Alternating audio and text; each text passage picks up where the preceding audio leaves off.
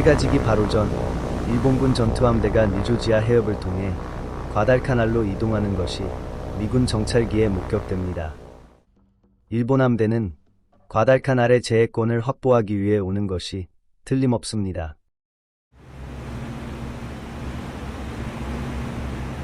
낮 동안 벌어진 항공대와 수상함대 간의 전투는 끝났습니다. 과달카날을 수비하는 수상전력 구축함 포터와 베글리는 인근의 태스크포스 24와 27이 도착한 것을 확인하고 한숨을 돌립니다.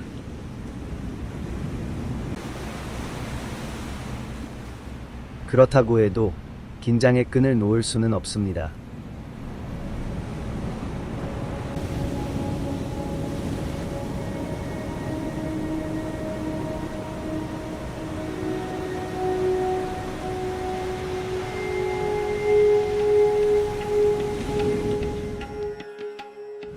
밤이 찾아오면서 이제는 더 이상 항공대의 시간이 아닙니다.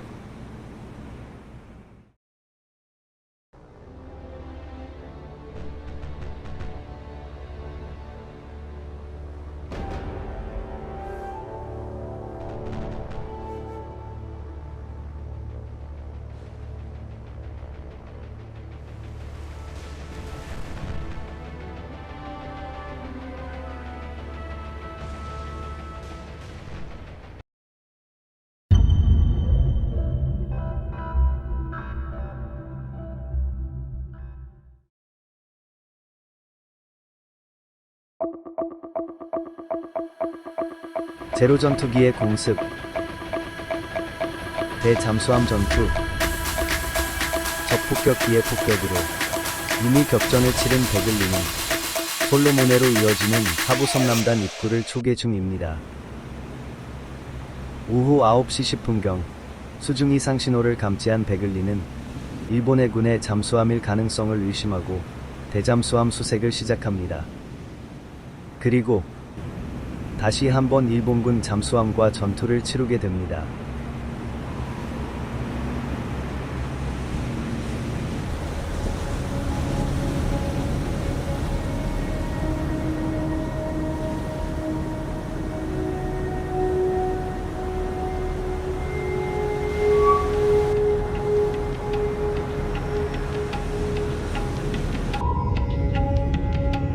베글리는 적 잠수함을 찾아 폭내 공격을 합니다.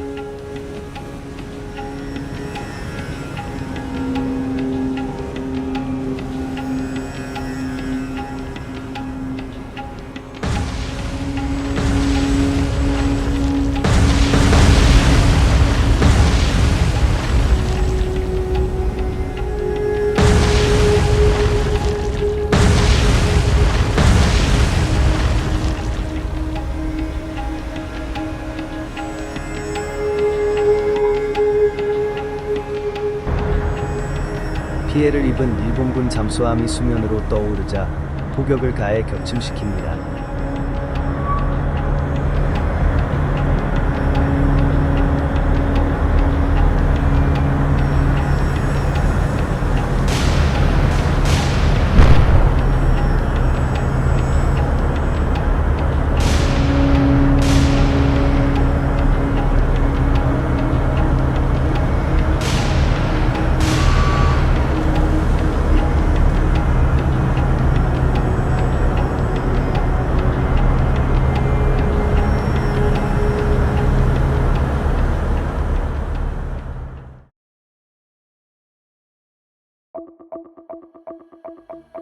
밤 10시 14분 태스크포스 27이 사보섬 근처를 경계하던 중 일본군 수상함대를 발견합니다.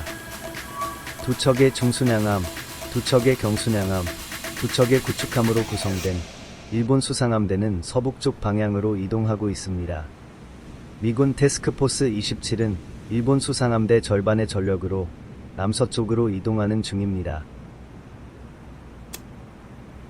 현재 함대 배치상 일본 함대가 전방포탑을 사용하기 어려운 상태입니다.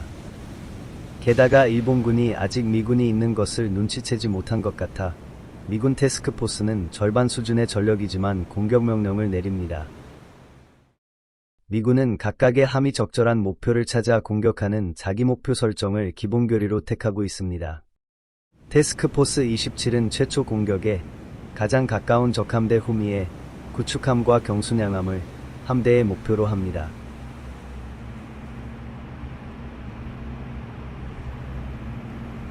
(22시 22분) 미군의 선제 공격이 시작됩니다. 구축함 크레이븐에서 발사된 조명탄이 일본 함대 상공에서 타오르고 일본 함대의 위치가 수평선상에 나타납니다. 그와 거의 동시에 태스크포스 27의 모든 함선이 목표를 향해 포격을 합니다. 초기 포격에 일본 함대 뒤쪽 구축함이 수발의 명중탄을 맞은 듯 합니다. 포격을 받은 일본 함대도 미군의 위치를 파악하고 곧 대응 포격을 합니다.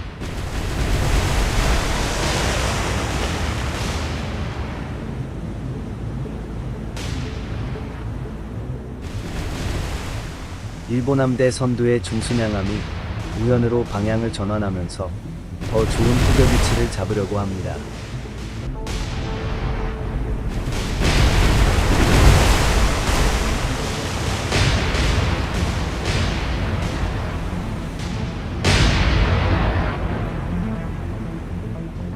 일본 함대가 위치를 다시 잡고 동북쪽 방향으로 항진하는 진영을 갖추자 양측은 나란히 반대 방향으로 이동하면서 전격적 포격이 시작됩니다.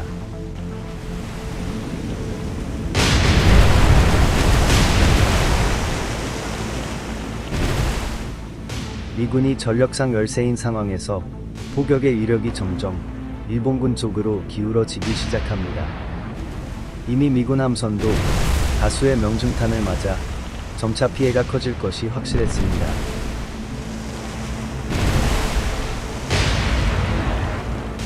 태스크포스 27은 일본 함대를 상대하기 위해 근처에 아군함의 지원이 필요하다고 생각하고 일본 함들로부터 멀어지기로 결정합니다.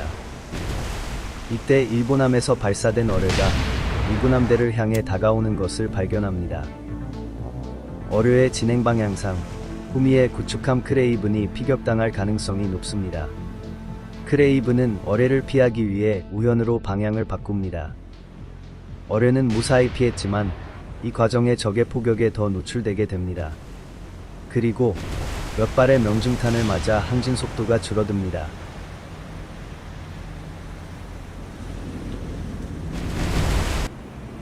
태스크포스 27은 무사히 적함대에서 멀어져 갑니다.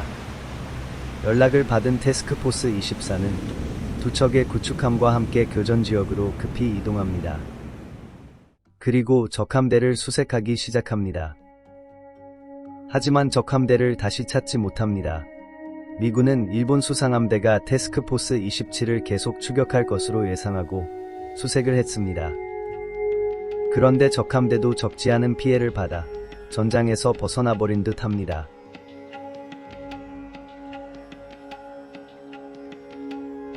오늘 낮에 과달카나를 향하던 전함을 포함한 일본 함대를 패퇴시키지 못했다면 지금쯤 과달카날 해역에는 매우 강력한 일본 수상 전력이 모였을 것입니다. 8월 14일 하루 미군은 일본군의 공격을 잘 막아냈습니다. 하지만 결정적인 승리를 거두지는 못했습니다. 특히 항공 지원이 없는 야간해전에 필요한 전술을 만들어야 한다는 논의가 시작됩니다. 8월 14일 솔로몬 제도의 험하고 긴 하루는 이렇게 지나갑니다.